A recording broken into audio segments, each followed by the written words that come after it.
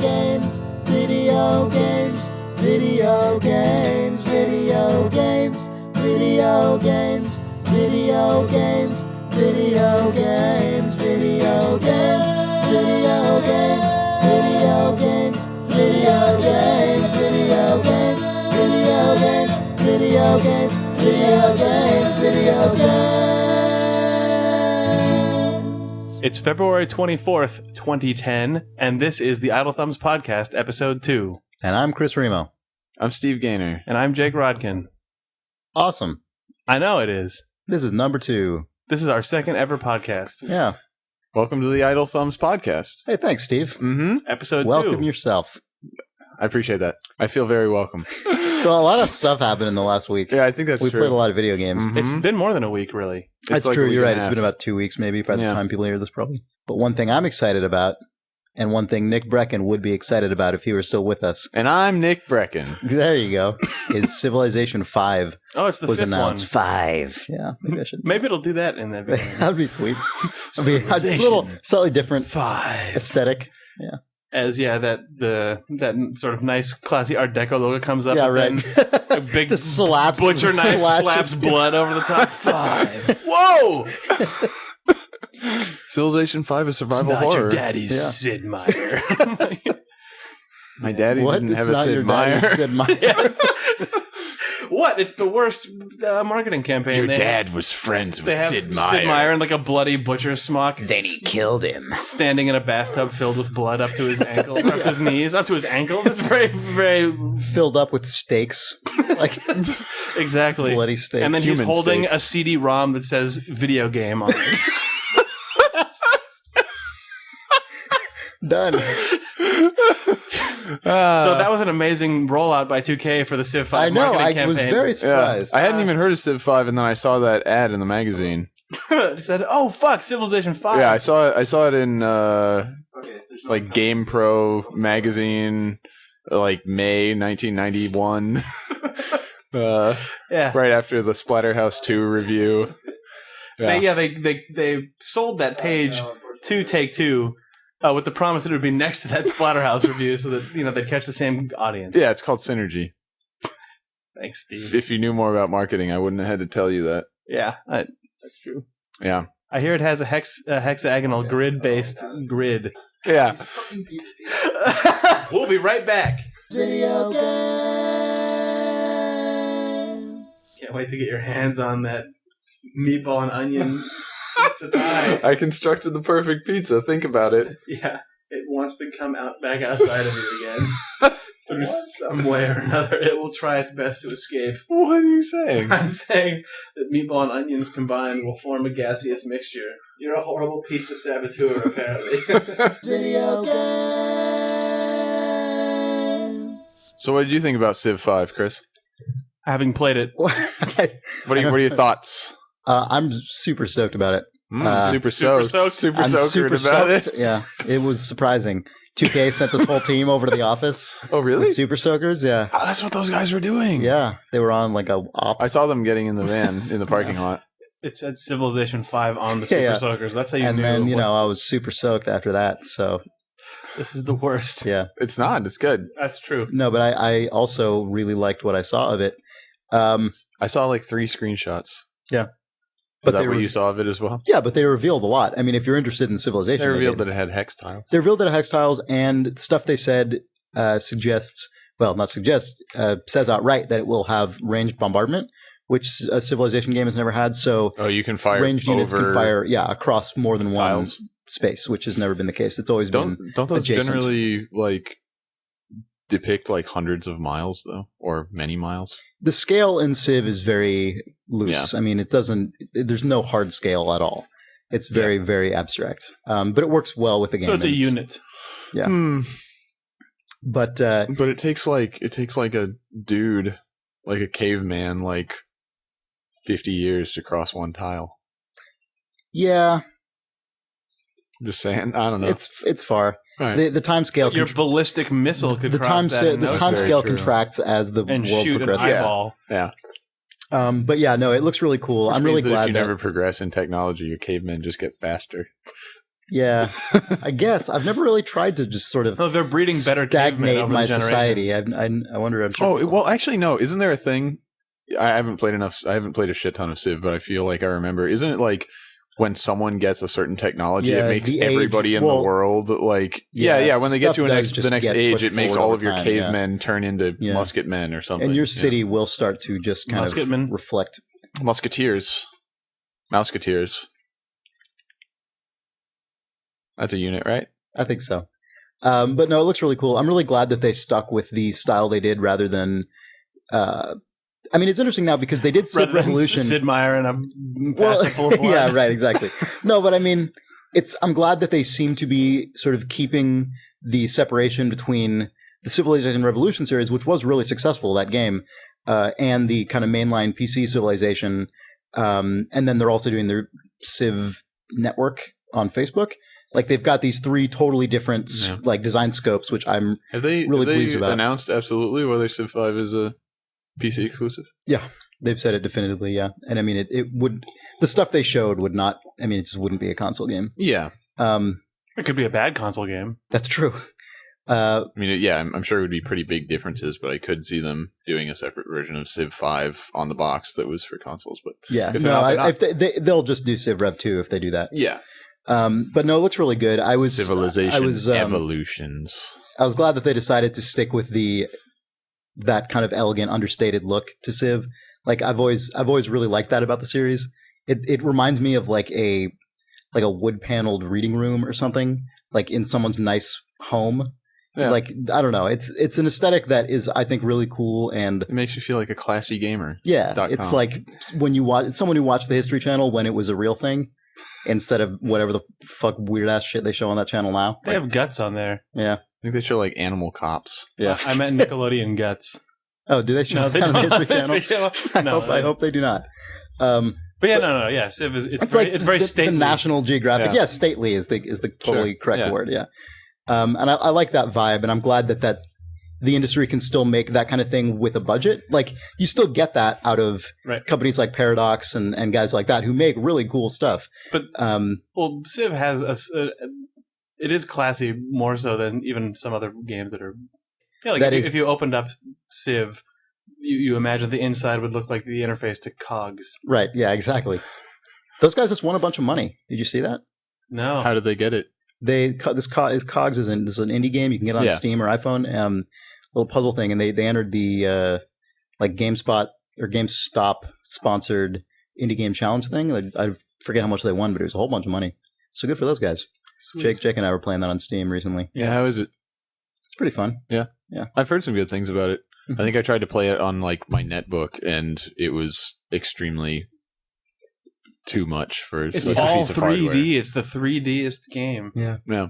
But quickly to wrap up Civ 5, I did want Cogs. to mention that there is a cool thing about the development of the game, which is the guy who's designing it. His name's Jon Shafer, and he's like 25 or 26 or something. And he has worked at Firaxis for several years now. And when he joined, he was pretty much right out of college, and he was just like a huge fan who was part of the mod community for ages. And he worked on Civ 4. Then I think he was one of the co-lead designers on Beyond the Sword, which was an excellent expansion for Civ 4. And now he gets to actually be total lead designer guy on Civ 5. Oh, Cool. So I think that's totally awesome. And that's very similar basically to the situation that occurred with Soren Johnson, who is the actual lead designer of Civ 4 itself. Yeah. He was the same thing. He was a pretty young guy who And then is he still at Firaxis, or did he no, leave? he left for Maxis in Oh, I think that's right. 2007. That's right, yeah. And he's still there. He's working on other strategy stuff there now. But he was involved in some way. Was he like lead designer on one of the phases of Spore or something? Yes, the Civ phase. Okay. Yeah. Fittingly. That enough. makes sense. It does. I get it. It all connects. Yeah.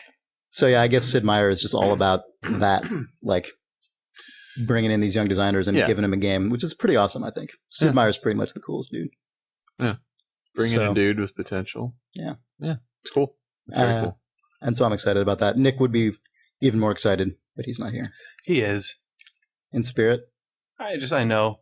Yeah, you know he's here with us. What does that mean? I know that he's excited. Oh, He's yeah. in his house right now. He's Yeah. probably clicking through the same 6 screenshots over and over again. Yeah, he probably is. No, he's probably playing StarCraft II. Oh, that's yes. Yeah. he would. Another sweet game. That was a really good seg. I mean, I'm not to toot Not my to toot own your horn. own horn. Yeah. Seg horn. You can toot it a little bit. You can toot it a bit. Scoops tooting his horn. I call it the Scoops horn. I toot it sometimes too.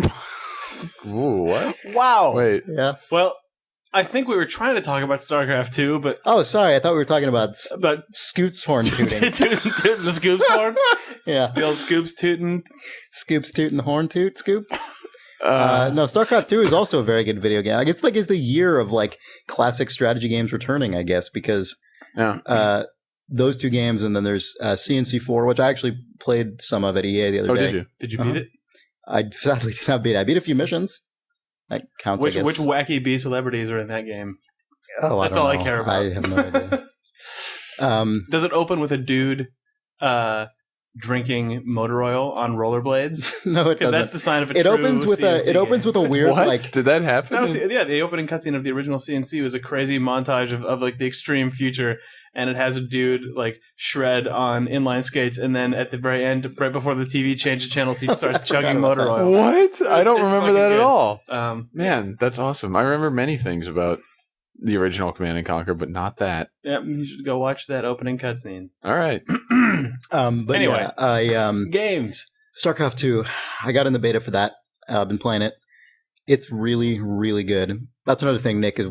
I mean, Jesus, Nick is probably more excited than anyone in the goddamn world about Yeah, this. Yeah, this is going to be a very different but cast I than don't it would even- have I been know. if Nick hadn't I know. moved to Maryland. But I have been playing it, so I can StarCraft sort II. of fill in. I played a number of games with Nick. We teamed up, did some 2v2, won most of them, lost Some a couple 2Vs? of them. Yeah. But it's a really good game. One of the coolest parts is just the BattleNet interface, which it's heavily locked off in the beta, but even the stuff that's there it's very clear. This is one of the biggest reasons this has taken so long, because it's a full on like Xbox Live or Steam style thing, but just for this one game right now. Is WoW going to integrate with it at some point? Yes, Is that it what- will. Yeah, and then Diablo 3 when that comes out. But it's And then that wild new crazy original IP they're working on. Who knows? Yeah, and Well, when 10 Warcraft years we Adventures can play comes that. out, you'll have to unlock it Right, through exactly. BattleNet. So. Yeah. The old thing. But it's really good. It always reminds me, and I felt this way playing Dragon Age as well. It's always really nice as someone who plays a lot of games on the PC to play a game that was natively designed for the PC, where they can take advantage of the screen space and the cursor and actually put a lot of things on the screen at once. Like it's weird to be playing a multiplayer game with a lobby and go into the lobby and not just have the entire lobby all of a sudden be the screen. Like it's just, you go in there and it's, oh, you've got your little lobby window up there. You can still keep browsing all the other stuff in the main screen. You've got your friends list over here. It's this whole really nice integrated solution where it's very modular. Everything plugs together. Like Winamp. Yeah, they basically licensed the Winamp player and plugged some stats. But it's really good. The beta itself is obviously StarCraft II. I mean, we talked about that back in the BlizzCon days, and the game, unsurprisingly, has not changed radically since then. But I have gotten, obviously, to play it in a lot more depth than I usually did, than I did back then. And it's interesting because the changes are not at all really to the mechanics. I mean, there are almost no changed mechanics in this game. The changes are all in terms of just content. So it's, the units, a lot of the units have changed. Like individual abilities changed, like balance changed, things like that. But the fundamental flow of the game is still the same. Like it's playing StarCraft II basically feels like playing a game of StarCraft. Right. Did they unlock letting you kill children and innocents since you guys last played? Unfortunately, no. Yeah. I don't know. I guess they weren't willing to broach that one in StarCraft. Yeah. I guess they decided it wasn't worth it to code children into the game to let you kill them. They probably considered it, but Yeah. But it's a really fun game. I was leaving a little time there for Nick to voice his opinion Oh yeah, from home. Just leaving a little time to He's- participate. it's like 3,000 miles away, so we might have to wait a while. The speed of sound, Yeah. Oh, yeah. It's really good. Oh, thanks, Nick. We couldn't hear him very Oh. well. I heard him a little bit right there. Oh, yeah. Yeah. So what's up with everyone He- else? that he isn't yelled Chris and really loud, StarCraft? Yeah. Yeah. So yeah, it's a fun game. I don't know what to say. I don't know. I played some games. It's kind of one of those situations where I lose a lot of them, especially because right now in the beta, a lot of the people online are the crazy people who Blizzard has in, so they can just absolutely brutally demolish test the the game, balance and make sure the little tiny, values are tweaked the right way. But you can tell they're starting to let more people in because sometimes I win games. And I have to say, it's way more stressful for me to win a game than lose a game. Because then you know that your rank has gone up a tiny bit, Yeah, so you'll be right. facing And I know that I'm not going to be able to keep going with that. Like, I'm not going to be able to just keep winning them. So whatever high I feel from winning a game, it's just like, oh, yeah, there's a lot farther to fall when Right. you're on a peak. But I won 2 games in a row last night, which was amazing. And then I stopped because I didn't want to jinx myself. Yeah, that's probably for the best. It is for the best, yeah. Yeah, that's how it was when I would play Street Fighter 4 online on Xbox Live. Because I would lose a lot, and then if I won 3 in a row, I'd be like, "Oh shit!" Yeah, you don't want. Yeah, you kind of don't want to keep leap playing. up and turn off the Xbox. Yeah, because you're not going to win the 4th one. Yeah, You no, don't even exactly. wanna I would deal just with quit it. the program entirely. Yeah. And Street Fighter 4 is a great comparison because I can't think of any other recent game that is more similar to StarCraft II in terms of what it represents than Street Fighter 4. I mean, they're basically the exact same thing to their respective genres. Yeah, they're taking game that is sort of the standard for its genre. Yeah, and basically just perfecting the hell out of it. It's a cool thing to do. I like this kind of thing because it gets to what Steve? Jake shaking says he your head? doesn't think it's a cool. No, thing to I do. had nothing to say. I was going to talk about how StarCraft added fat spherical man physics, but I decided to there was another point they have in common. There is that guy in the yellow jumpsuit that's really fat. Yeah, he was a weird. The in Zerg, StarCraft the Zerg II. unit. I don't know. That was a strange Yeah. decision. He's got that long ponytail. Big clown man. Yeah, That was odd. It's gross. it's I don't know. Made me want to play it. Yeah. Well, that was their outreach to SF4 fans. Exactly. What are we talking about? I don't know, but StarCraft 2.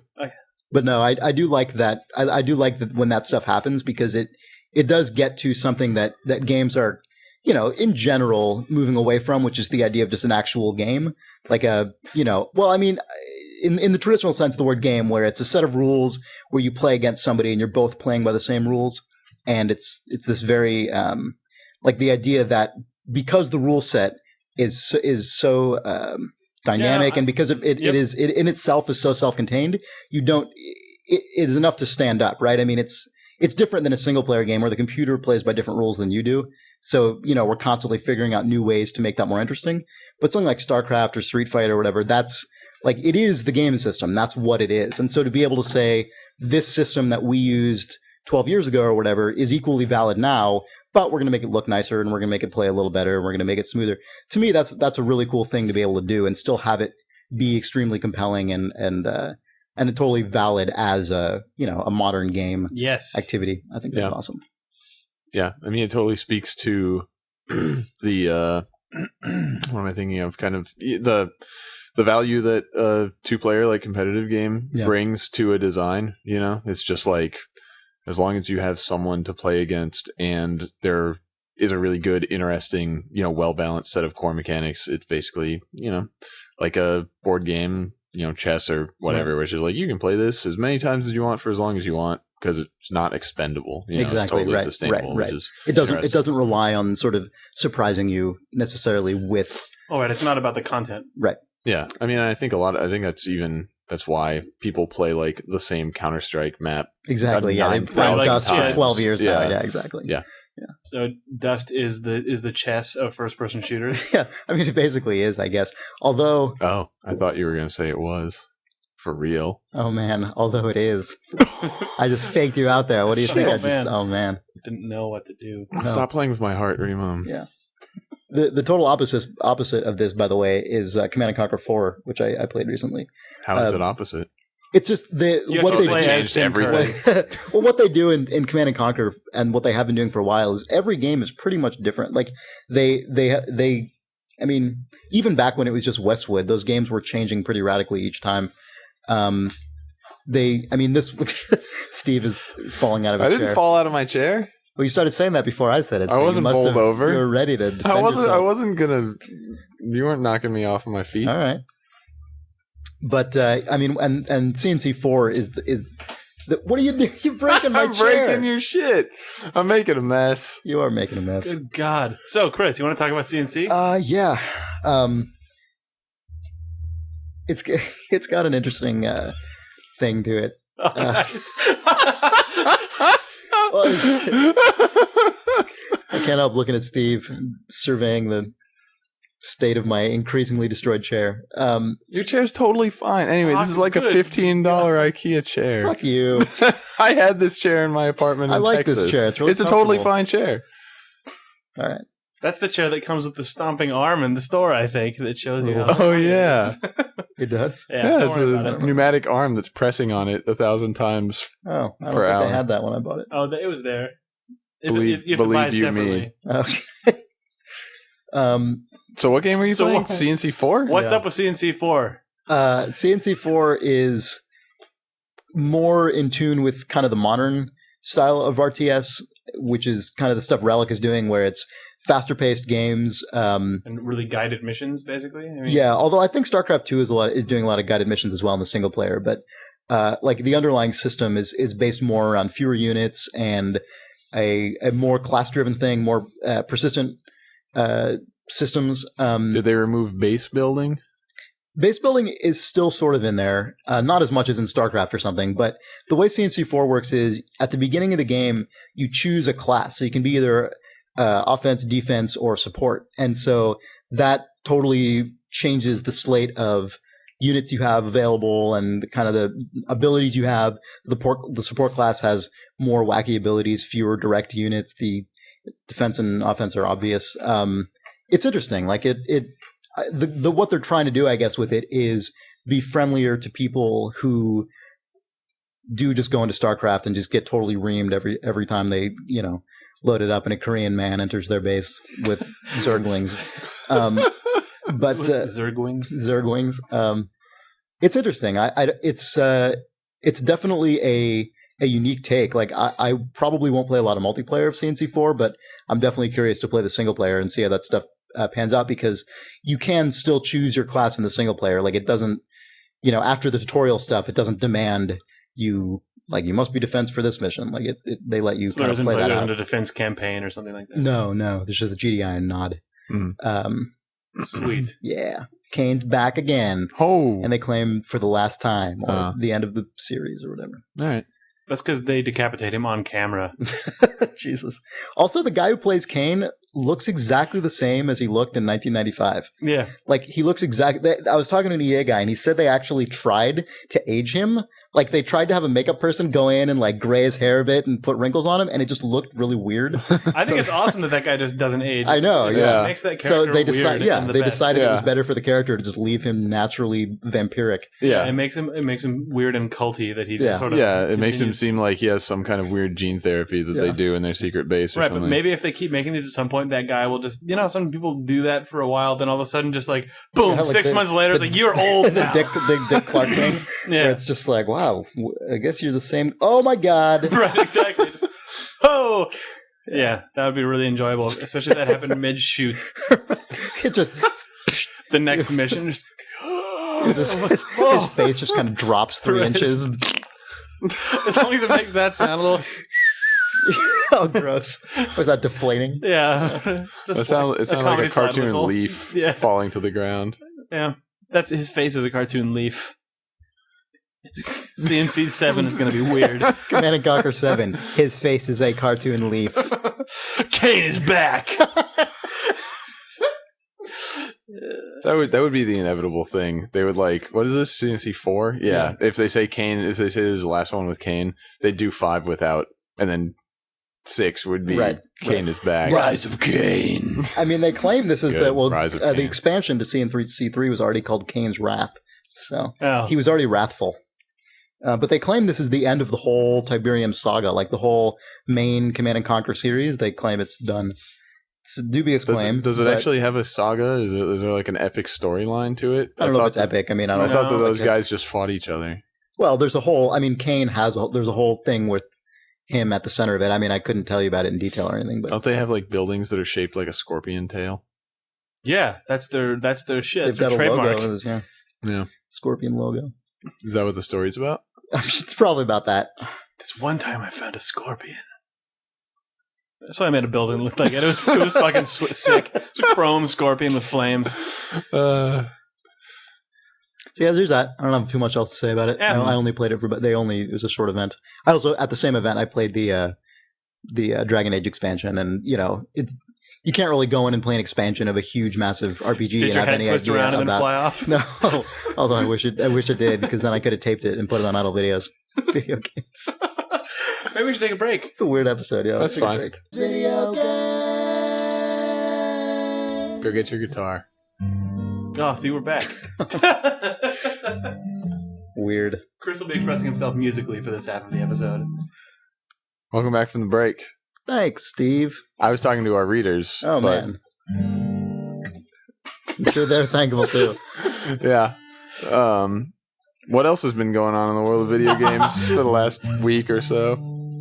This is terrible. Oh man, and the Warhammer 40k Dawn of War 2 expansion comes out this week. I'm stoked. Are you going to play it? I'm gonna fucking play the shit out of it. It's gonna be awesome. No, actually, I think it might be a couple weeks away. Napoleon Total War comes out next week, though. God, so much strategy this year. Was it you and Nick that were talking on Twitter about Cold War, Total War? Yeah, and Merrick, And Merrick and BM Bronstring? Yeah, sadly that game would not exist, but it would be sweet. Cold War. Why would that not exist? Total War is the opposite of Cold War. I mean, factually. Yeah, but Cold War, Total War is a good name. Yeah. I mean, if someone were actually to make a strategy game about the Cold War itself, that would be rad. But That isn't DEFCON? It'd be fucking hard. Yeah. DEFCON isn't. DEFCON's a hot war. It's the end of a Cold War. DEFCON is the end of a Cold War. It's a Cold War going hot. Yeah, I guess that's true. But the actual Cold War, where stuff like the Bay of Pigs and like Cuban Missile Crisis and shit, if that could all happen, that'd be amazing. That'd be a sweet game. Yep. It'd be hard though, because everyone would just. I mean, how do you keep players from not just being like, "Fuck it, shoot the missile"? I mean, you'd have to make an extreme, like, disaster condition for that to prevent people from just doing it. But anyway, whatever. I wonder if DEFCON is less cool or less intriguing if you were not at all alive during the Cold War. Like, I mean, I think we weren't like big around for the Cold War. Yeah, but we all remember the Berlin Wall coming down. Yeah, Yeah. but I mean, because the thing that is interesting about DEFCON is just the implied decades of history before the thing that happens when new game starts. Right. Yeah. Though, I mean, I think that there's still a aesthetic impact of how clinical it is mixed for sure. with, the death counts in the millions appearing whenever you fire a missile. I don't think you need a lot of context It's a for shocking thing the first time you see it. Yeah. Yeah. It's Those fucking guys did a bang up job. chilling. Yeah.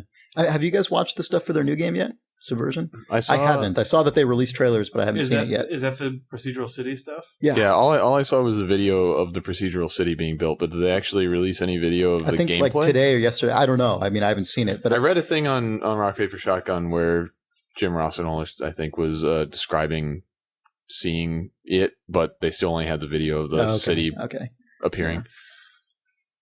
It sounds really interesting. Yeah, I'm stoked. Those guys are cool. Basically, like, it's from what I read, it sounded like the character that the player controls is like a resource, pretty much. Like, you send guys in to sensitive locations to scout it and like set up, surveillance and stuff like that. And if they get caught, it's a resource, and you have to send in another guy, and find the secret document or whatever you're looking for. It seemed like an interesting game for sure. Sweet. I think that game's probably coming out in about, I don't know, 5-6 years. Yeah. Those guys probably can't take too long, though. I mean, they probably, I can't imagine they have stacks of cash just sitting around. Yeah, I don't know. I mean, they take a long time to make their games. Yeah. What were we going to talk about? I already forget. We're going to talk about Bethesda. Oh, yeah, Bethesda. Jake and I came across the knowledge that Bethesda, they have an official slogan, like a company motto, and the official Bethesda Softworks company slogan is, the more you play with us, the bigger we get. And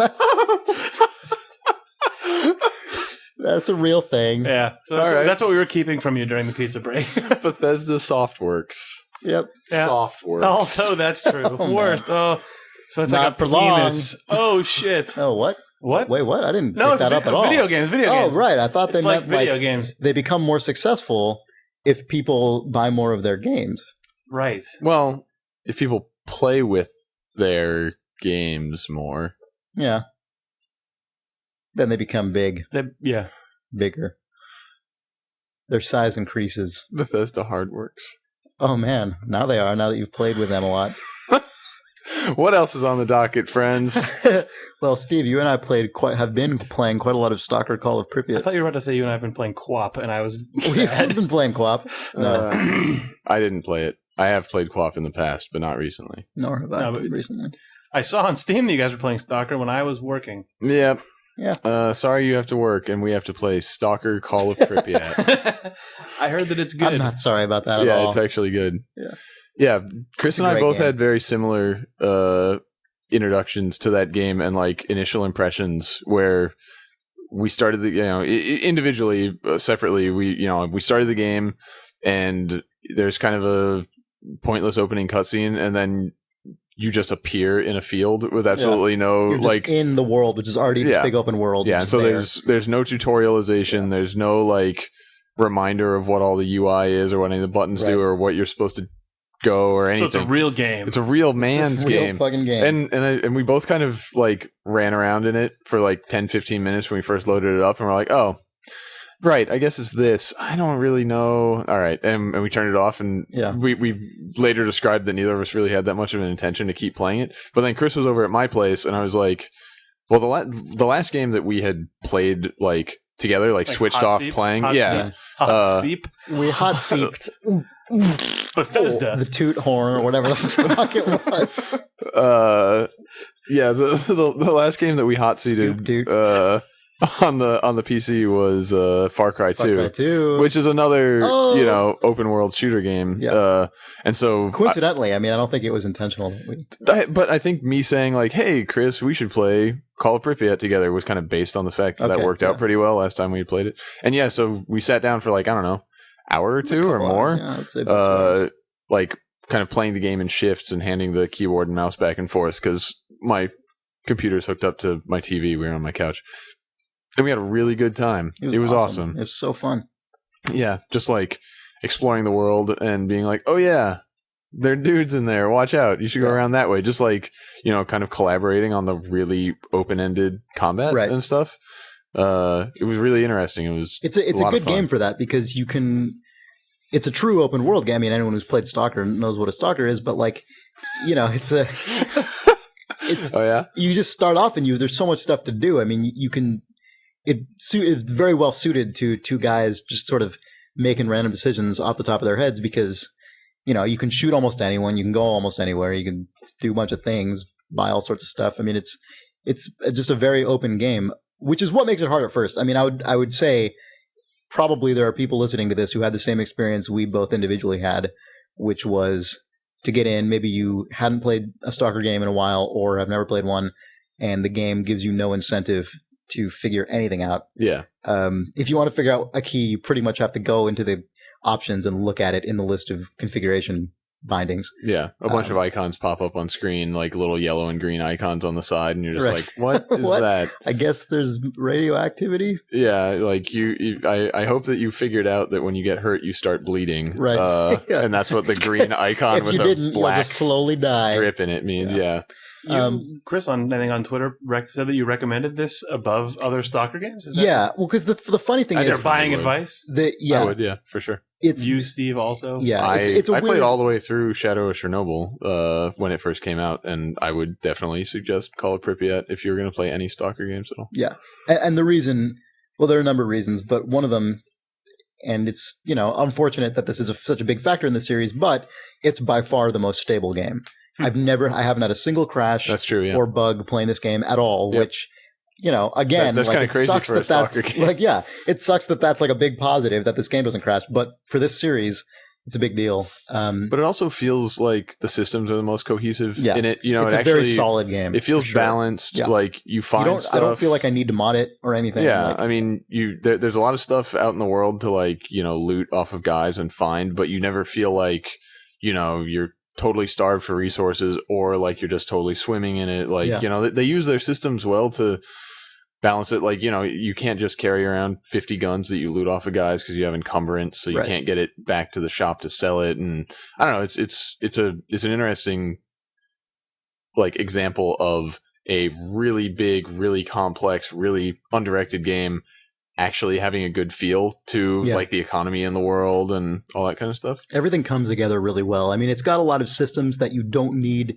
to pay a lot of close attention to. I mean, like all the stuff that does come up on the screen, like I've never once looked at my actual stat for like radiation resistance or whatever. I mean, it's just, sometimes your guy gets hungry, so you eat some food. Sometimes your guy gets radiation poisoning, so you take the medicine for that. Like it's, I was watching a gameplay video of it, and they were showing all this stuff. We're like, oh, and you can go into the inventory and look at all your list of stats and this and that.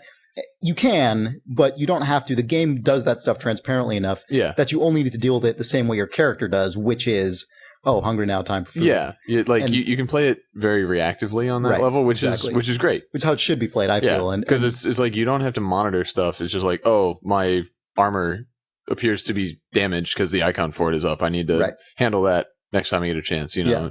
And there's all sorts of other stuff. Like there's a whole faction system that you can get invested in, or you don't have to. Like it's kind of one of those things where in my case, the more I play the game, the more I'm paying attention to that.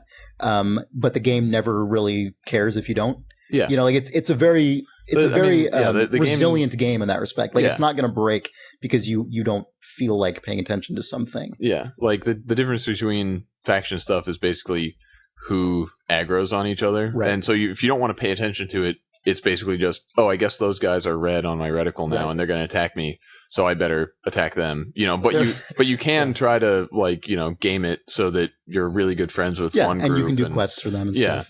There was a hilarious moment where there's a particular group that just aggroes on me every time at this point. And the game, it has 3 big open worlds that are kind of sort of connected. Mm-hmm. And each one has one main kind of base that's as a safe zone. It's the only place in the game where you can't bring out your weapon, and you can't, or one of the only places in the game where you won't get attacked and you can't attack guys. But I was in one time, and the whole world, all the NPCs have little cycles they go through where they explore around and they kill things and they get killed and they do all their stuff. And a group of this faction was passing by the door, and I guess even being inside this safe zone, their aggro radius on me was big enough that it triggered as they're walking by. And I was in this building, and I started hearing gunfire, and that happens sometimes in this game because, maybe a guy will get attacked by a boar outside and you can hear him fighting it off or whatever. And I started to leave. And as I opened the door, there were 3 guys with guns in my face, and I'm like, oh my God. So I ran back inside the thing as they were shooting at me. They couldn't come in with guns, but they could shoot at me from outside. And I just kind of stayed in this building for a while, and I'm like, what the hell?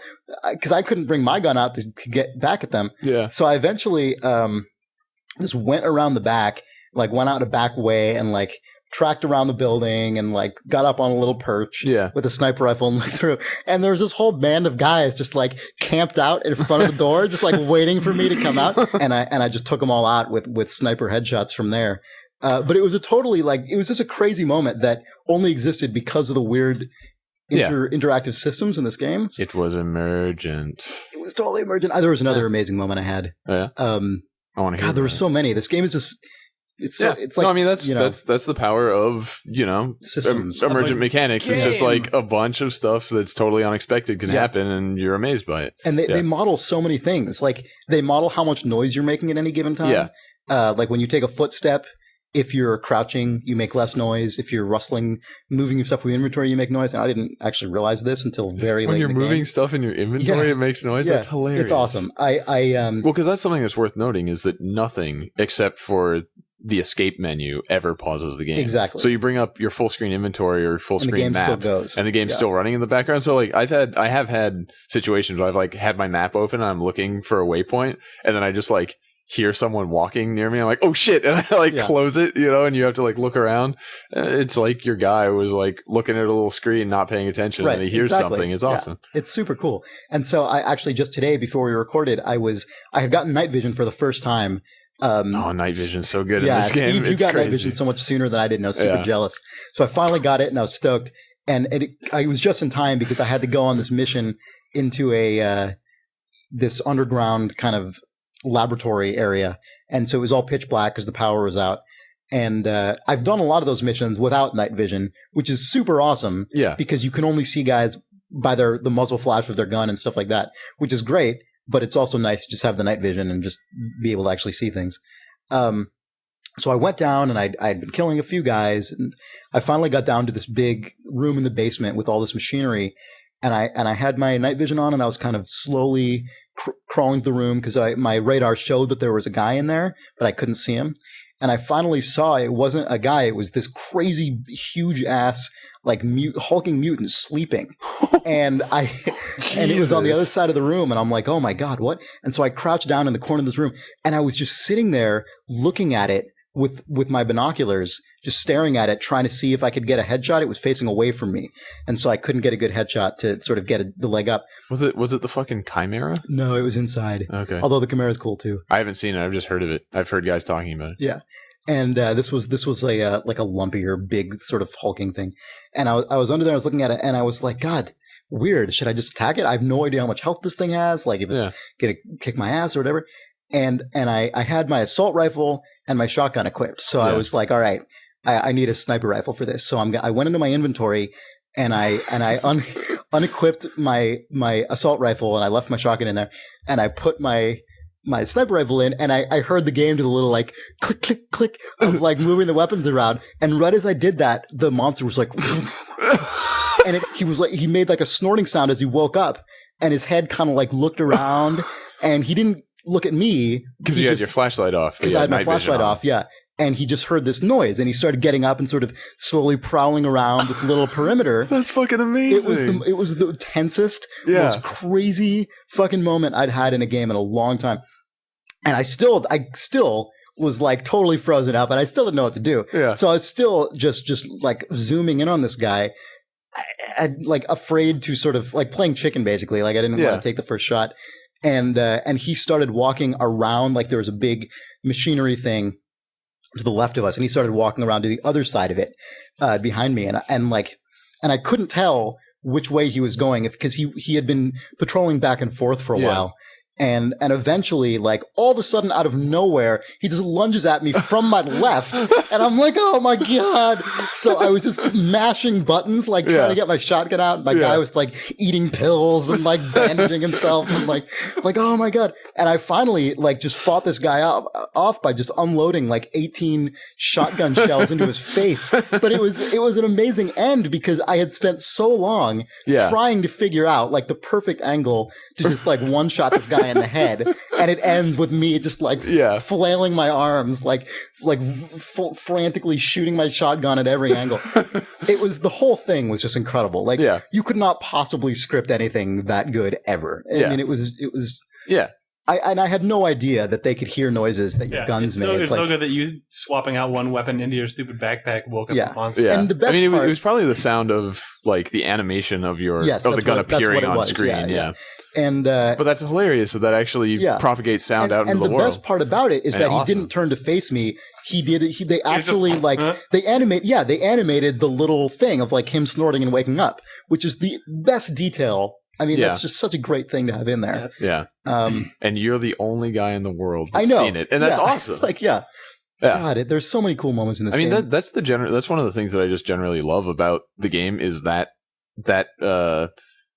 very like lightly punctuated pacing. Totally, it's like completely. I spend 90% of my time wandering around a really desolate wasteland and going back to town and everything and maybe meeting like, a neutral party of stalkers walking down the street or something. And then, you're just kind of creeping around exploring this place quietly for like half an hour. And then you have some extreme firefight with like 8 guys and 2 of them have like exoskeletons and shit. And it takes like 10 minutes and you just have this incredibly intense and it totally battle. And there's just like Rainbow gunfire. Six style tactical shit where you've got to like lean around a corner and take cover and like and the kind of game that I would never play normally. And go flank guys, you distract them with a grenade and go around the other side of the building. And then there's like downtime where hopefully you survived. Otherwise you've loaded quick saves a bunch of times and, you like kind of regroup and go through their pockets and, get on your way. You don't take too much stuff. Because if you hit take all the time, you're going to have like 80 pistols in your pocket and not be able to walk. And it has that System Shock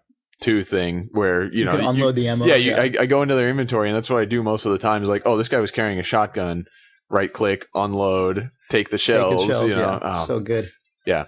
It's this amazing thing that it is so immersive, and something that works about it is like they've chosen a setting and a bunch of things to do that video games are really good at supporting. Right. It's like relatively empty place where at best, like the people there kind of have a truce with each other. It's not like a really social place. It's sort of like guys that are just kind of, except for the second area, where everyone's just like, hey, sup, bro? There's some fun things to do around here.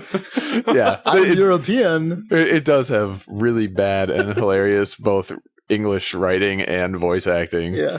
Or you walk into a camp with weird Russian accents, like hardcore Russian accents. You walk into a camp, people are just like, sup, bro? Sup, bro? It's so good. Howdy do? What? Howdy do, stalker? Yeah. What? Why are you saying this? It's really strange. That's off-putting. Yeah, it's really odd. All the ambient stuff, like in combat and whatnot, is in Russian, and apparently you can like alter and update an INI or something to just go make full Russian. Yeah, to make everything be Russian. Or no Russian. Yeah. But I actually kind of like the weird patchwork between English and Russian. I mean, even though the English voice acting is goofy as hell, like I like the weird notion that everything in this game is just cobbled together. Or not in this game, but in this world. Yeah, it's just kind of like some people are speaking this language, some people are speaking that language. Weird like cultural mishmash. Yeah, I mean, it implies a different setting where English is sort of the common language. Among a bunch of expatriates that have been gathered into this place, whereas in fact they're all just supposed to be Russian. Right. But to me, I like the result, even though it's weird. Yeah. There was also another moment. I'm sorry to just keep telling moments, but it's like Jake is pissed off. I promise. Jake is fucking angry. He hates it when you talk on this podcast. You must hate it a lot. Yeah. I'm sorry. Why isn't this Jake's podcast? Tell us about the video games you played, Jake. So, Chris, how was that emergent stalker story? This one is actually the least emergent of them all, but it was really the opening cool. cutscene. I was doing this mission at one point, just some random thing, and occasionally you do missions in sort of a squad, like you'll meet a guy and they'll go do a mission with you. So I had done this. Actually, it was a place we explored. So you remember that warehouse we explored with the invisible guys in it? Yeah. Yeah, I ended up going back. This game sounds pretty rad. In fact, it is. When I did that wasn't like, sorry, the invisible guys are actually pretty interesting in a lot of ways. Like the only thing that's not invisible about them when they go invisible is their eyes. Yeah, it's hardcore. And so if it's in the dark, especially. Well, so what I did is there was a guy one of these guys appeared, and it was like it wasn't at night, but it was like kind of at dusk. Yeah. And I had a flashlight and night vision, and I intentionally turned my flashlight off, but turned on night vision so that like his eyes wouldn't get lost in my flashlight beam, but I could see them floating around better with night vision, and I owned him that way. Nice. Like that kind of stuff is really interesting. Cool. Yeah. So anyway, you were fighting invisible guys in a warehouse. And when I did it, I was with a guy, and I went through and we did this whole thing. And I'm like, all right. Another AI fighting an invisible guy. That would be interesting to see. I wonder if they just like, it was really helpful because he would call stuff out and like I would respond. But we did this thing and I'm like, all right, cool, dude. And we were done. And I would see that guy occasionally like around and I'd be like, hey, what's up, bro? And he would be like, sup, bro? And anyway, so I believe it. At one point, and then I did this other quest line where there's this, and this is a little bit of a spoiler, but it's so vague that, whatever. As you find out early on in the game, like someone's been killing stalkers, and I found this guy, and one of the people he killed was my buddy. Oh shit! And I was so bummed because most of the NPCs in this game are totally disposable. Yeah. But when you do a mission with a guy, it's like, oh man, I actually got tangible like benefit out of our relationship, and like, this was cool. And like, I hung out with that guy. He saved my ass. Yeah. I'm like, oh cool. And I was so pissed at this guy for killing this dude, and like after I like exposed him, and I was like, you son of a bitch, and he knows there's like no way out of this, so he like all of a sudden he like brings out his pistol and points it at his head, and right before he takes his shot, I'm like, oh my god, and I like slammed my 2 to draw my pistol and shot him in the head right like, before he could pull his trigger, and it was the most satisfying, like amazing thing. Oh, that's badass. It was incredible. That's like, extreme. It was totally unexpected. I had no idea it was coming, and like just like quickly whipping it out and getting a shot off before he was able to do it himself was one of the absolute most triumphant moments I had in this game. That's God, so it was good. cool. Yeah, God damn it. it's a Yeah. good game. It is. It was that moment specifically was like very affecting. It was like a very like hard hitting, cool thing. It's like an actual scene in a movie, but not one that anybody made up. Yeah, You just have it. That's badass. I mean, obviously, that him one doing was made up him more than doing the most, but yeah. suicide thing Right. was like. But you I know, would imagine scripted, most people just. But your like, it just reaction happens, to yeah. it, you know, like Well, the game allowed me to do that. Whereas most and it games, actually motivated you through That's like true, you yes. know there was a consequence based on an NPC that Yeah. you would like that's really interesting. That's cool. Yeah. So Yeah, Stalker. get through the beginning. Get through the part where you don't know what you're doing. Yeah, which and- will be the case for everyone probably. and dig into it, and Yeah. it's fucking sweet. Yeah, it's a good game. Cool. PC gaming. Cool. PC game. Video games. Are we wrapping this up? Should we take a break and then read some mail from a reader? We could talk a little bit about Resident Evil 5 DLC. Oh yeah, you guys played I that. don't know. and I There's didn't. not too much for me to say, but Yeah, there's not a huge amount to say. Steve, you have some things to say. Well, I mean, so interesting phenomenon. I was reading. Okay, so Resident Evil 5 came out last year, and it's been out for a long time now, right? Like almost a year now, I I would think. say a year. And they're releasing their first like single player DLC for it just now. It's a little self-contained mission. Right. And so I mean, just the fact that it's coming out that long after the original game is kind of weird. But I was reading about it online and it was getting like really good reviews. Like Eurogamer gave it like a 9 out of 10. And so I was like, you know, I played pretty far through Resident Evil 5 and I wasn't super into it, but like from the reviews it talked about how it was like more about exploration and you know like atmosphere, and there were actually like puzzles and stuff you had to figure out, and it was really good. So I was like, all right. The thing about it is that it takes place in a mansion that's basically like the Resident Evil 1 mansion, you know, and Technically a different mansion. technically, but very much Yeah. similar.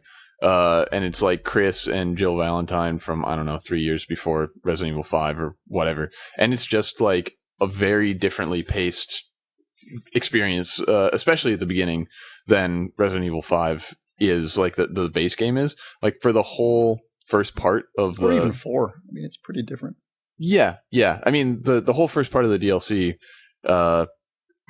makes a lot of very overt references to Resident Evil 1. Like, it's very much, it feels like, you know, a dude that they hired was a huge Like a Resident Evil huge 1 fan of- fan and was like, okay, I want to do a DLC where you go back to the mansion, you know. And like Jill picks a lock. Yeah, because they have all these references and stuff, but also, Well, that's kind of cool since they're doing it with all the mechanics of 4 and 5. yeah, I it don't know. is. Like, I mean, That doesn't bother me at all. no, I think it's really the point good. wasn't that it bothered No, I me, think it's so- great. You hate it.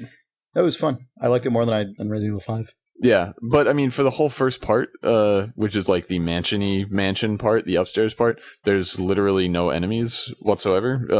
I approve of that entirely. Yeah, Yeah, so I it's mean, you play for like, you know, I mean, just consider that you play probably half an hour, 45 minutes of Resident Evil 5, and there's no enemies on screen, and it's still really interesting because you go around and you know it's a whole untying knot of you have to figure out how to unlock this door, and then you get the puzzle, you know, Right. a piece of the puzzle and get back and all that kind of stuff. It's really cool. Then you go down into a lower part and it's more dungeony, and there are like, you know, scary monsters that chase you around and stuff. With little co-op puzzles stuff. Yeah. Which I also enjoyed. Yeah, that was fun. I enjoyed that. And then And something then stupid happens. the worst fucking thing happens. Then that goddamn Wesker guy shows up. I still don't know Wesker. who the hell. I mean, you know, admittedly, I'm not like super Resident Evil aficionado. Like, I don't follow the whole story, but He has slick back hair and yes, sunglasses. this guy was That's his douchey looking guy personality. who everyone freaks out whenever they show him in a trailer.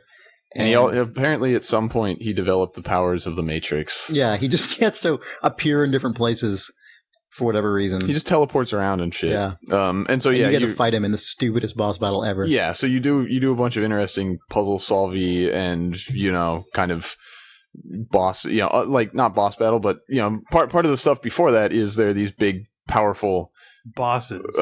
enemies that are wandering Miniature around. bosses. I would say they're miniature bosses. Yeah, but they take Miniaturized boss. Yeah. but in a really contrived and hilarious way. They take away all of your weapons and equipment and stuff, so you have to kill these mini bosses using the environment, and it's like interesting to actually put the pieces together and figure it out and time it and all that kind of shit. And then, yeah, the end is just a Wesker. Yeah, Wesker appears and there's like an extended QTE kung fu battle. Awful. That sounds awesome. It was so bad. Yeah, it was like a weird combination of like mechanics and QTE stuff, because you sort of would shoot him sometimes, but you would be in the right position to do a QTE at the right time, and then there would be a little cutscene, and he would like teleport up to you, and yeah.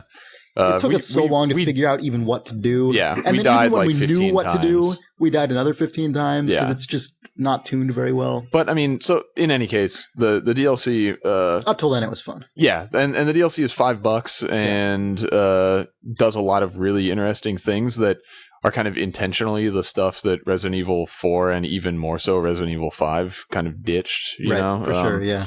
And so, Yeah, there was nothing like that it's whole totally first worth section. checking There out. wasn't even really anything in 4 like that. At least not for that length of time that I remember. Yeah. Puzzle assembly. Yeah, stuff. just being in a mansion and going around and finding things and unlocking things. finding a crest and you know passwords. Like that and a stuff crank was in and stuff. RE4, but it was all split up by like enemies and stuff, Yeah. which was fine. That was a great game. Yeah. But this was different and it was cool. Oh yeah, one of my favorite. I mean, this is a spoiler for anybody that plays it, but if you play it either co-op or finish it once and then start again, you can play as Jill. Oh, I And didn't know that. what? I didn't know that. Oh yeah, but if you're playing as Jill, there's this puzzle where she has to play the piano to open a secret door, and you actually have to do a That's funny. QTE to play Beethoven's Sonata number It was 14. the Moonlight Sonata. Yeah, the Moonlight Sonata. And so, like, it's funny that apparently they gave Jill the character trait of she can play the piano and Chris can't. Yeah. And so she goes up to the piano and, like, starts playing, the first notes of it, and you have to, like, hit A and X, like, in a rhythm so that she won't fuck up and, like, finishes the song. That is one of the best things that a It was pretty QTE good, could yeah. do. Yeah. Especially I'm in that not context. a QTE fan, but that was excellent. That was a totally acceptable, valid use of QTEs. Really, It was it was just funny. It was just like really, I liked it a lot. So Me too. anyway, if you have Resident Evil 5 sitting around, or if you don't, like me, that was something that worked with fucking marketing world. Is they recently made Resident Evil 5 available for on demand through Xbox Live for like $30, and I didn't have a copy of Resident Evil 5. I had borrowed your copy. So you paid $35. I paid $35. To Yeah, to play the $5 DLC. Yeah. Because they made that a viable option, and I was like, yeah, and that really worked out for them. Yeah, Good they work. are a fan of getting your $35. And now, congrats, you own RE5. Exactly. I could play through the rest of the chapters because I still have the save game from when I borrowed your game. I probably will now that I just have it. But they're also doing like a second half of this DLC that's coming out next month. It's all QTE It's just Wesker, Kung Fu. the whole thing. I gotta hope Wesker's Revenge. as long as it's one half an hour long Wesker QTE fight. God. Ours was half an hour long at least. Yeah, Jesus. that's actually true. Wrath of Wesker. Yeah. It's Wrath of Wesker. Wrath of Wesker? Wrath of Wesker. Devious Durlock. Sorry, What I was is talking that? about Wrath Unleashed. Oh. Because you were talking about Wrath Unleashed. Oh, Wrath Unleashed. Yes. the trailer that has a number of different Wesker lords. Unleashed. So yeah, that was a fun thing. Yeah, it was fun. Chris and I apparently did more playing of video games together in the last week than we ever have in the past. Yeah, I think that's true. You guys are best buds. Best video game buds. That's true. Jake didn't play a video game. I didn't. Although, you were going to play a video game Oh, do I have to talk about this? with developers of video games.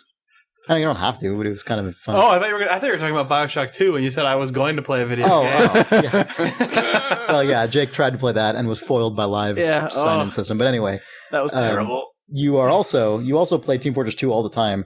And You'll I'm see really you log bad in at on it still. Steam constantly. Yeah. What do you play Really? as? But you're on your team. You're on your developer's official team, right? I know.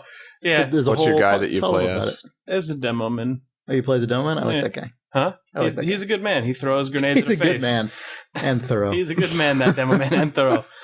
Demo man will apparently check your balls for fertility. I guess he will.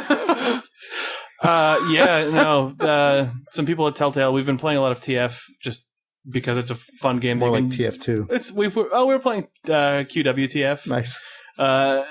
It's a game you can just play at lunch quickly and it's good. But enough of us are playing now that we ended up entering against a bunch of other game studios. So maybe next time we cast, I'll tell you about how we lost to some BioBlizzy. Oh, no. your BioBlizz. BioBlizzy is later, but for now it's Volbine, I think, is the team. So Volition and Turbine. Yeah. Why does Telltale really gross Games name. have enough people to field the I don't whole know. team? That's my But favorite thing. Blizzard, Electronic Arts, BioWare, Turbine, and Volition, they have to like team up in these little cabals But against Telltale Games. against- Telltale Games versus the world. Yeah, it's this small adventure game company is going to show up all with like the one side of the scoreboard is going to be this group with matching tags.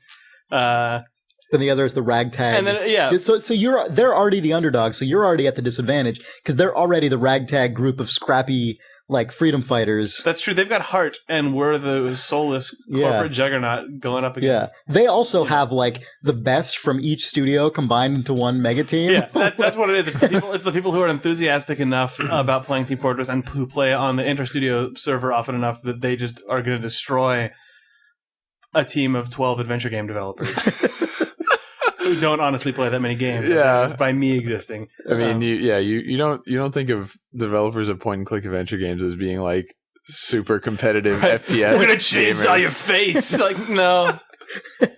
So yeah, No, we decided not to. But it is enjoyable to me that We need to get the gas for the chainsaw first. One of the teams Oh, is it's in the shed, but the shed is locked. Fuck. The key is in the drain. Yeah, we were talking about that about Cliffy B just busts down the door.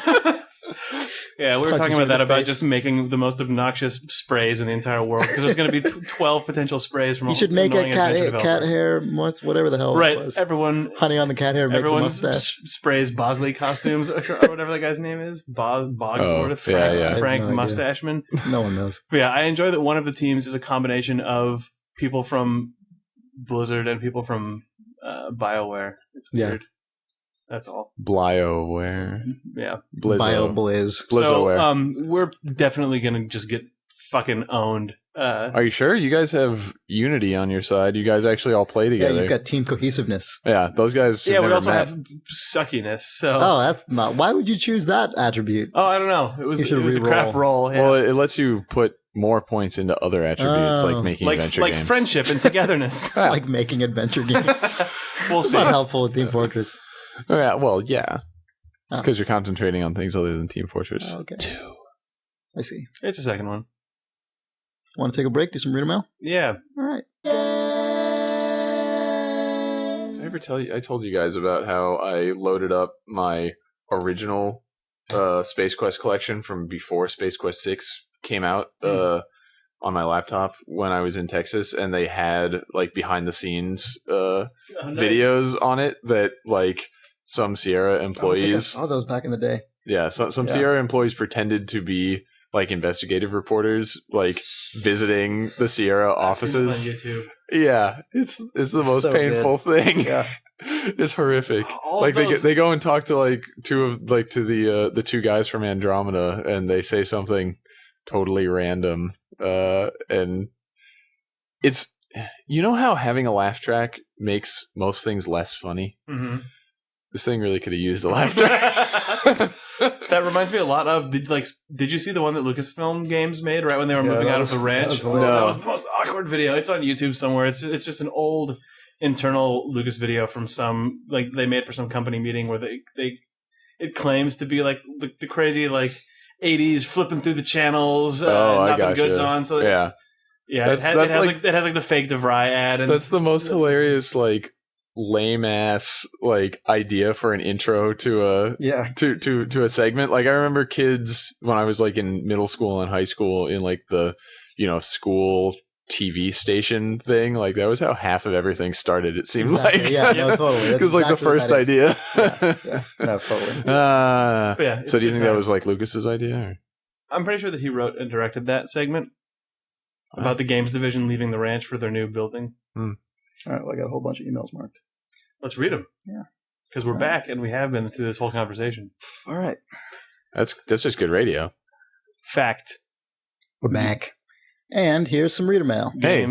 Games. I like this mail. Patrick Carter writes, so after completing Batman Arkham Asylum recently, which I entered with high expectations, I was disappointed.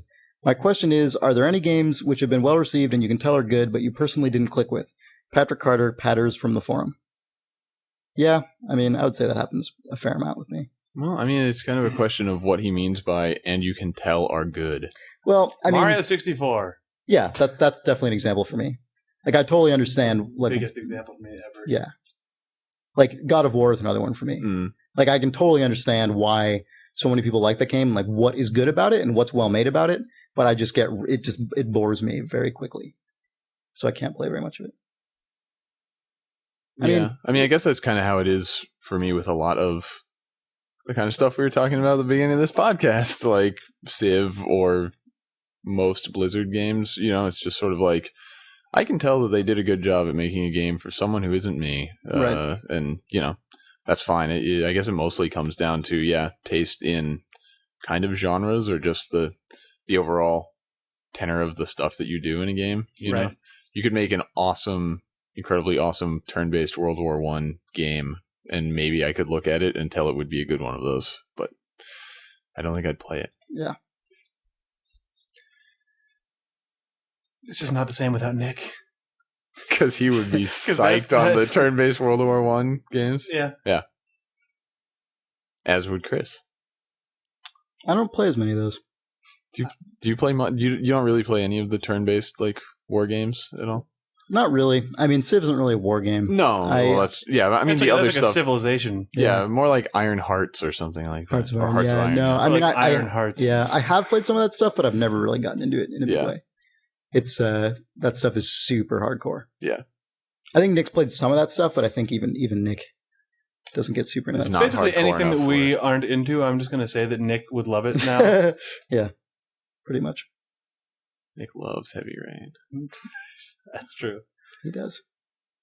I think it's his favorite game. I think it's his goatee. Heavy Rain is your goatee. It's like a reveal. That's a surprise. Heavy Rain was my goatee all along. It's the twist. It's the twist in the M. Night. That's a weird fucking twist. I know. You never saw it coming. No, I definitely didn't. I never cared that was the twist. Sotos writes, "Hey guys. Hey. I'm pretty glad you guys are back, but the last few months were agonizing without anything to listen to. Anyway, I was listening to the latest episode at the train station when you read the email about the reader whose daughter associates the cast with a Horsebag. The podcast had me sniggering, but this brought me over the edge and I lost my shit. Unfortunately, there was a weird guy standing on the platform as well, and he thought I was laughing at him. I tried to calm him down, but words were exchanged, and we got into a bit of a scrap and a fist fight, and I have a few bruises and a stupid story to tell. Thanks, Thumbs." Sotos. Oh, man. Jesus, really? So those people on the Idle Thumbs forums who were saying we need to stop talking about old references to the, they were right, because that happens? Because now dudes are going to get beat up if we keep talking about horsebags and stuff like that. So a guy actually got attacked. Took a fucking punch for Horsebag. Jesus. His love for Thumbs. Man, I mean, that's something that is pretty frequently noted, is like, thanks, guys. I was on the bus and I was cracking up, and the old lady across from me gave me a weird look. Yeah. Right. Apparently, sometimes it's dangerous. Right. That's good. Yeah. Maybe this will happen more often. Yeah, please write in. We could just change the dream thing to... times I got my ass kicked because of Idle Thumbs. That I hope there's enough nice. to do it every week. I mean, purely out of interest. Randall Thiel writes, "Greetings, Thumbs. I was wondering if any of you have played an early 90s PC game called Buzz Aldrin's Race into Space. It's a simulation-type game where you control the American or Soviet space programs from 1955 to 1977. The goal is to beat the other superpowers to a man, or the other superpower to a manned lunar landing. I found about this game recently and downloaded the freeware version, which is available at raceintospace.org. It's well made and really addicting, but also goddamn impossible. I played a Soviet game on the easiest difficulty. I swear I did everything right. No fatalities, few breakdowns, steady research and progress. But the savants at NASA, who killed dozens of astronauts and failed every milestone, still managed to soar past me in the late 60s and landed Survivor on the moon in 1972. Bullshit. Yet I kept playing. If you haven't checked this game out, I highly recommend it. Thanks for reading my email, Randall Thiel." If the Russian campaign lets you launch dogs and monkeys into space, I'll play this game. Oh, man. You know what's funny about this game? I've actually heard of this game before. Yeah, me too. Actually, I've heard positive things about it before.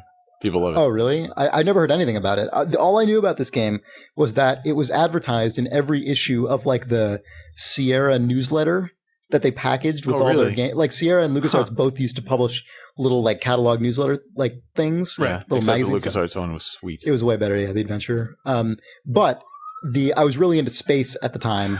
The Sierra Police At the are time, after you were into space. I At had a one lot of point in your books. life, I was. I had a lot of you're books. into space. You're Yeah, but notorious for being a But I lover don't of- actually know things. Like at the time, I actually read about like quasars and like physics and stuff. Like I actually was genuinely into space instead You know of that just you love like the moon. space still. is sweet. Yeah, but I don't know anything about it. I'm much Other than stupider. I'm much stupider now. Like Than you were when you were 9. yeah, or however old. Yeah, Sucks. You're stupid Um, about the moon now. yeah. You were moon smart before. I was moon smarter. But no, I totally remember seeing ads for this game all the time. Yeah. Buzz Aldrin's Race into Space, and I really wanted it. And for some reason, I just never like went out. Why and- race into space when you can fly an X-wing? Yeah, into well, space? That's yeah. a fair question. Buzz That's true. Aldrin's X-wing versus TIE fighter Chucky Yeager's X-wing. into space. But These yeah, Soviet X-Wings fucking suck. Well, yeah, you can control the Soviets or the Galactic Empire. Hmm. It's unbalanced. it's an alternate history thing. That does sound like a horrible nerdy Right. like. The Soviets launch a monkey into space like- that dies, and the Empire shows up in the Death Star Yeah. and blows up Earth. Yeah. It's kind of shit. I read about that in the Sierra newsletter for some reason. Oh man, weird. Did they make that game or did they just document the It was a event? rare crossover event. Oh, okay. Yeah, that's cool. What am I saying? Sorry. But no, now that I know that you can play this game for free on the internet, I should do You can that. live out your I'll childhood fulfill dream. my Yeah. my long dead dream of playing Buzz Aldrin's Race into Space. Not of actually going into space or anything, but of playing the video I've game. always wanted this Buzz- to go to space. No, to play Buzz Aldrin's Race into Space from Sierra Online, from Online Systems. The online systems. Yeah. Well, Cool. I'm glad you'll be able to fulfill your dreams. I know. All my hopes and dreams will This come is true. your video game dream, Chris. We've been Oh man, I can write into us. for months we've been reading other people's dreams, and now finally, this is yours.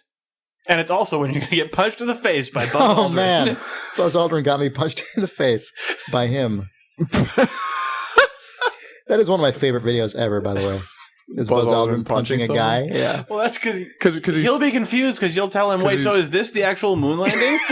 Did you guys just film someone playing Buzz Aldrin's Race into Space? He'll fucking punch you because he'll think you were laughing at him when you were laughing at a Horsebag.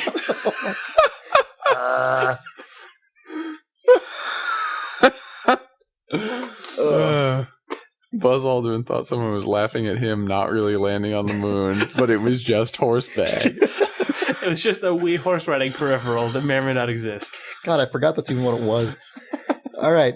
Dear the Idle Thumbs podcast, writes Hello. Craig Nice. Ostrom. Good work. I I'm dreamt proud I was of a you. wizard last night. Oh, Oh, I was proud of that guy for about 6 words Oh, man. because he said the Idle Thumbs podcast. So right until he said last night, you were fine with oh, you mean including the... yeah. So basically, Dear the Idle Thumbs podcast, I dreamt was what you were Yeah. psyched about. It was one of those video game dreams where I was in the game and everything looked real, but I also felt my hands on the keyboard and mouse controlling myself. I was in a Hey, big... I had one of those. Oh, yeah? It was that I had thing that about peripheral. the creature. What? They could talk. You remember? I Oh, told that right, dream on the right. thing. Yeah. Go ahead. I was in a big battle royale with 5 or 6 other people. I was fighting 2 of them who turned out to be my best friends from elementary school. I opened up a diplomacy window with one, promising to buy him drinks for a week in exchange for an alliance. My other friend was a massive warrior with a huge battle axe, but I kited him around the room using Cone of Cold. Yes, the Dragon Age cone graphic appeared on the floor when I aimed it, and Winter's Grasp. I played a mage in Dragon Age, and all the keybinds were the same in my dream. Unlike in Dragon Age, I was able to jump really high and teleport, which was sweet. Just as I got my friend's health bar to 0, I woke up. Anyway, I like the new video games. Okay. It's like you guys have been doing it for a long time. That's Like- true, too. Since October 11th, 2008, or maybe the 10th. Looking forward to future episodes, Craig. Did he say that part? Yes. He had the date in there? Yeah. All right. Sweet. Well, congratulations on having a dream about Cone of Cold. Yeah. It was the coldest cone. I'm glad of all. that you could defeat your friend's hit points. Well, one of them he Well, he diplomasied. diplomasied one by Yeah. buying him drinks. The other one he hit pointed. Until he woke up. Yeah. But here's the fucking crazy thing. He got woken up by a phone call from his other friend that said that friend was dead in real life. And then he looked at his hand and, And there then he was was a cone like- of cold coming out of it. What? And then just before he left, the friend was like, "So when are you going to buy me that drink?" Well, And that then guy's that all zoomed out, and the gatefold to a Dragon Age box closed, and it said, Dragon Age, rated M for mature. That game's fucked up. That's the new DLC, I think, actually. Oh, nice. Oh, my God. The DLC is called Awakening.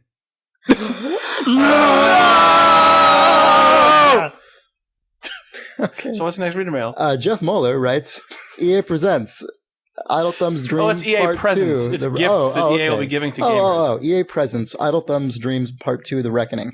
Hey, the Idle Thumbs podcast. I like that that's what everyone says now, I guess. That's good. They're getting it right. Attention, people who keep calling us Idle Thumbs. We are absolutely not associated with Idle Thumbs. We're not even associated. We are the Idle Thumbs podcast. You can get to us at idlethumbs.net, where there's the Idle Thumbs blog and episodes of Idle Thumbs. Oh, okay. Yeah. Hey, the Idle Thumbs podcast. I had another dream you might like. In it, I was with Chris, Jake, and Nick. Sorry, Steve. And we were on It's totally cool. I actually don't want to be in dude's dreams. You don't want to be the man of his dreams? I'm fine without it. Okay.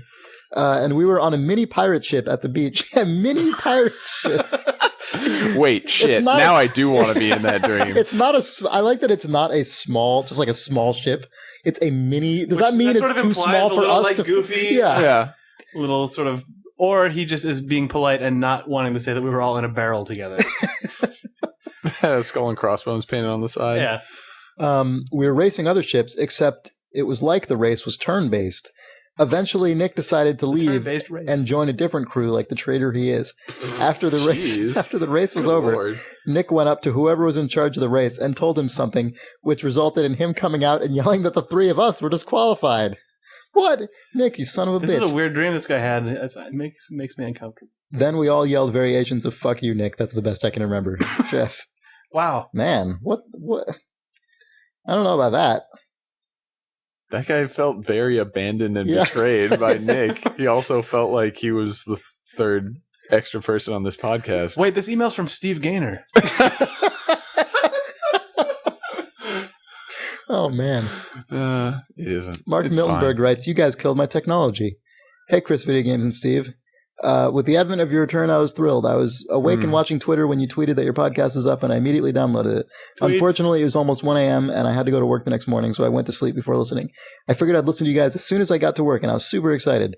I turned off my laptop and left for work, and 20 minutes later, I attempted to start my laptop up.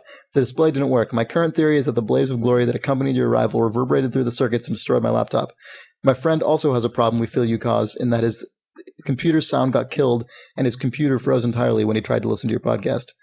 Is that the viruses that you guys put in the... Yeah, we put a unfortunately- worm. Yeah, There was a pod worm in there. we've really gross. licensed it to Ubisoft for their upcoming DRM solution. Yeah. So Jeez. when your screen sort of starts glitching out and a laughing skull shows up on it, and then someone says "baboo," Man, Jake, do you remember like 5 years ago, you and I wanted to make an adventure game that just consisted of like a room, it was you in a shitty apartment or something, trapped by yourself. right, in like in an apartment, and like we were going to put just a bunch of objects that couldn't interact with each other, Yeah, and a you bunch of puzzles could that always couldn't get be like solved. 2 steps into a puzzle solution Right. before just realizing that there was nothing else to do. And then 3 minutes in, it would just make a really loud noise and a huge face would cover the screen. Yes. Why didn't we ever make that? That would have been funny. I don't know. I have a pencil sketch still of the room. Oh, man. So Nice. You just spoiled it. You could have made it. You still can. Hey, guys, just forget everything that they just said. That was just a Don't joke. listen to that part. because that game is so gold that it has to be made and played unspoiled. Yeah. I forgot that it was supposed to end with a face showing up on screen. I don't Yeah. remember that. That was the best part. That was the whole point. It would force you to like pay attention to like really get intense about like trying to figure out these puzzles, and then it would be like that. It was a horrible internet thing. I think it was originally just Yeah. supposed to say you're actually stuck and your life is terrible. But then we decided It instead was more funny to make it a horrible bullshit internet thing, but Yeah. require interactivity and investment. It's the adventure game version of one of those YouTube like top 10 videos. cutest kittens or whatever. Yeah, and then a weird zombie man pops up on screen. I think there is one and at this point where you screams. have to solve a maze and then a thing shows up. Yeah, So, I mean, even that's been around years and then. Yep.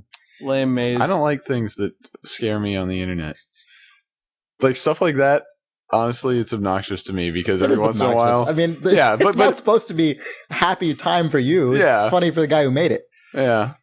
But it's also just like, oh man, What if there's? I'm not sure what this video is. What if it ends with a sudden guy jumping up and screaming? That would suck. Yeah, now but it can always happen. You can't watch videos anymore. I This do Flash all the video time. wants permission to use your webcam. I'm surprised actually that hasn't happened yet. It would just. So, What, just because Flash stuff at this point can just access webcam drivers. Yeah. So just ask that innocuously. People will say, "Yeah, sure," because people are stupid, and then it will just capture and send back to their server a video of you being Just ruined. hanging out. Right, but then the game scares the shit out of you, and that's when it Oh, starts with working. yourself? I see what you mean. I mean, to get your it reaction, records your of you reaction. pooping your pants. Yeah, the game just turns the camera on like 2 The guy who seconds keeps before. his webcam pointed at his butt is super screwed because Right. now they have footage of poo Well, coming yeah, out. that's it would be the worst because you would end up getting videos sent back that are of the chat roulette style of just a dude. Yeah, what is jerking chat it. roulette? All of a sudden, everyone's talking And then about suddenly it. screaming. Oh, that is the video that should never be seen. Oh my god! That's horrible. Well, that's Idle Thumbs. See you guys later. Thanks for listening to. Oh, sorry, that's the siren. That means we're not done yet. Oh, it just means that if you would like to write into Idle Thumbs, Oh right. if you'd like to write into the Idle Thumbs podcast, you can write into questions@idlethumbs.net, and we will read them or not.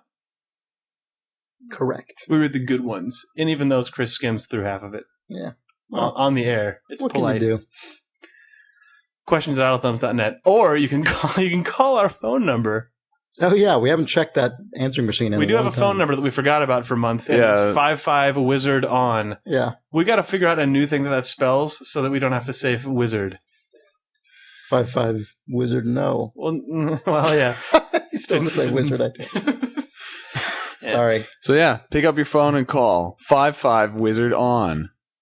You can, have fun with that.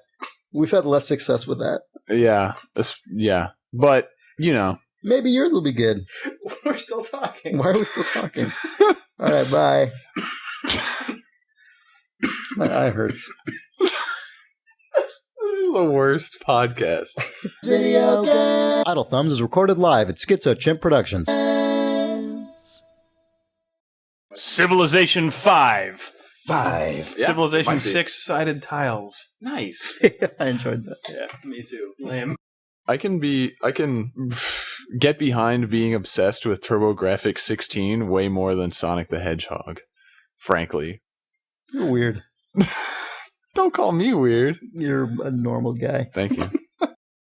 Blah, blah, blah. Civ 5 fucking pizza guys. Video games. That's a cast. It's a pod blast. It's a pod shit. We just shit this out and put it on the internet. Yeah. Hope you like it, dickheads.